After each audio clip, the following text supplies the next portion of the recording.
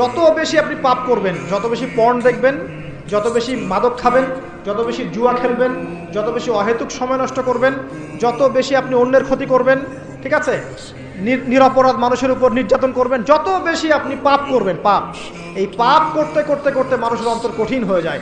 ইবনুল কাইয়্যিম রাহিমাহুল্লাহ বলেছেন যে পাপ করতে থাকলে মানুষের অন্তর কঠিন হয়ে যেতে থাকে এবং ইস্তেগফার আর জিকির করলে গিয়ে মানুষের অন্তর আবার নরম হতে থাকে। পাপের উপর পাপ করতে থাকলে মানুষের অন্তর কঠিন হতে থাকে।